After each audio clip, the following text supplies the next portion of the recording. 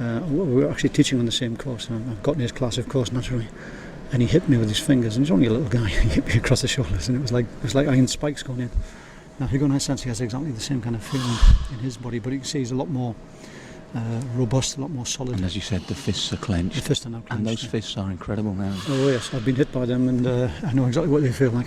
It's not just the weight of the punch. When he grips, he's got a terrific grip. So with the grip, it pulls you off balance. So when he hits you, you're off balance now. Again, you've seen the same principle applied with the white crane and the Uechi-ryu. So there's a lot of the Okinawans have a term, muchimi, which means heavy or sticky, like it's almost like claws going in. And when Gushi and Higonai Sensei get a hold of you, that's exactly what it feels like. I don't know about the white crane. They haven't actually grabbed me yet. I could get lucky.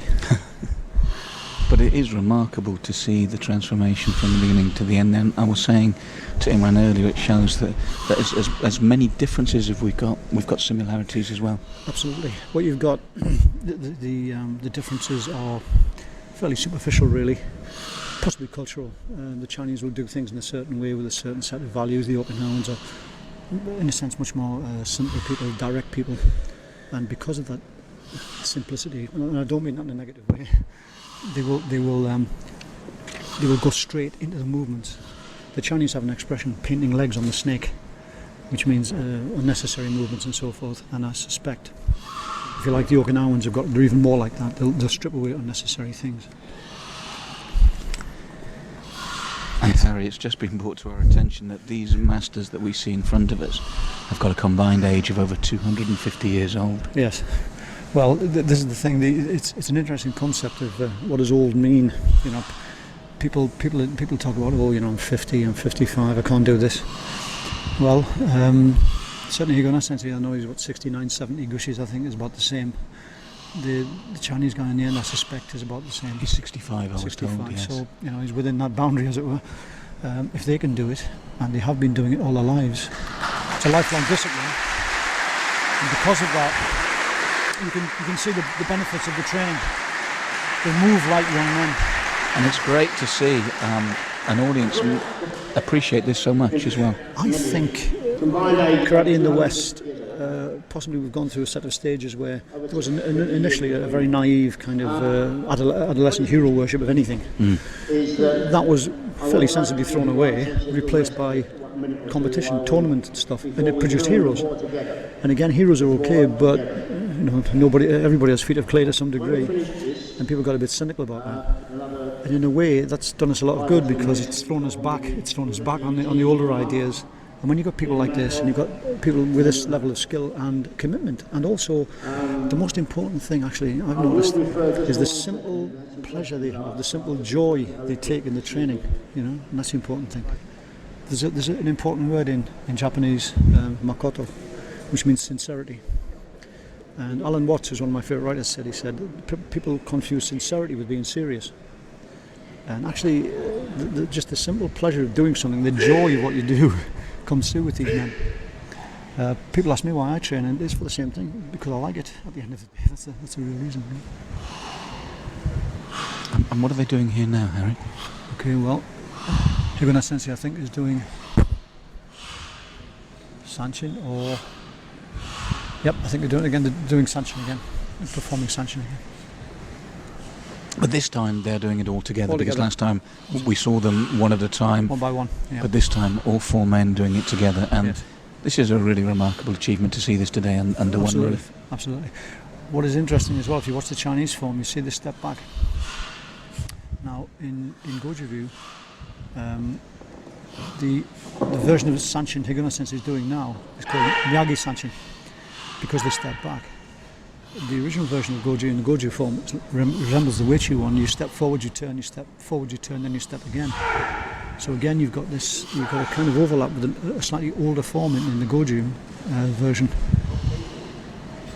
Now, they always say Miyagi put the stepping back version to teach people to move backwards. But you see, the Chinese already had this. Yes. So I suspect actually it's more of an imitation of a Chinese form. It's like the kata tensho, which they always say Miyagi created. He probably did. but there is a Chinese form in white crane which is very like Tencho, so he's based it on a white crane form, I suspect.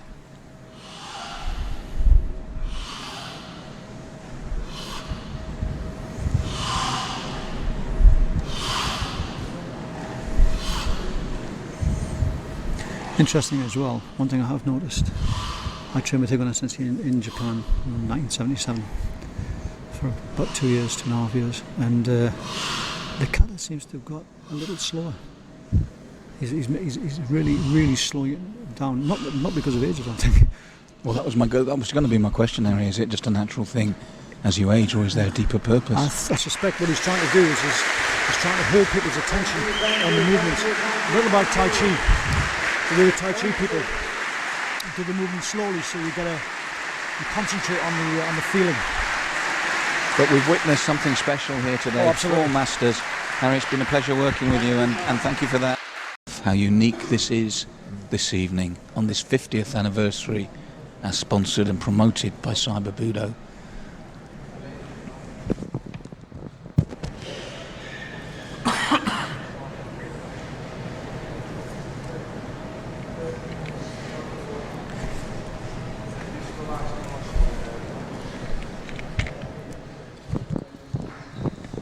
You see here the Grandmaster Pan performing. You notice the Chinese techniques are very linear in their movement and their feet. And what we'll notice, you'll see when Higona does it, you'll notice the curves when the feet turned in and more tension in the body. Here you notice there's tension, but he's more relaxed and fluid. Thank you.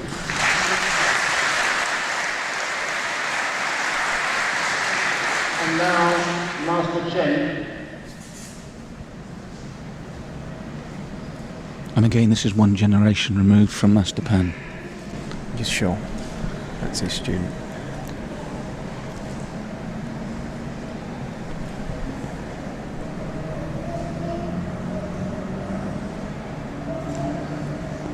Again, if you notice the stance, the feet facing forward, relax, the knee very bent, the rear leg, both knees bent. Quite low to the ground. There seems more of the tension in Master Chan's. It's coming along, yeah. More what's the old mentor, you tend to be very tense as a youngster, and as you get older.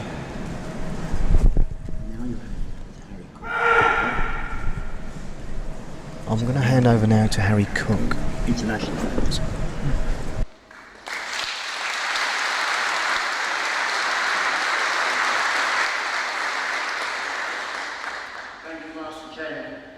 Right, I'm proud to now have sat beside me the internationally renowned master Harry Cook. And Harry, one of the rare times we'll see anything like this, surely. Yes.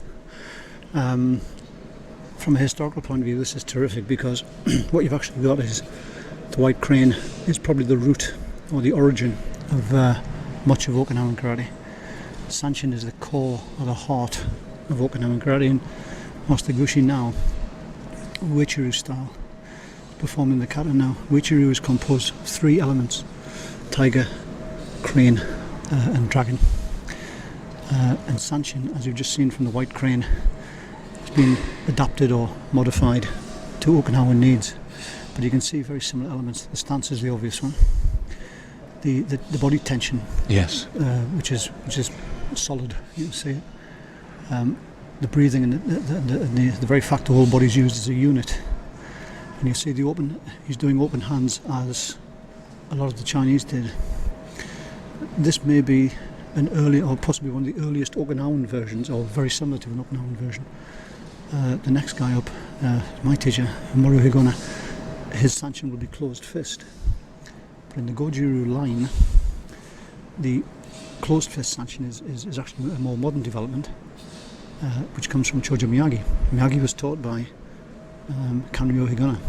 Kanryo Higona's Sanchin was open-handed, so very, very similar in many ways to Gushi Sensei's performance just now. And I must stress that Gushi Sensei, when you look at his age and you look at that physique, it's quite phenomenal. It's terrific. It's terrific.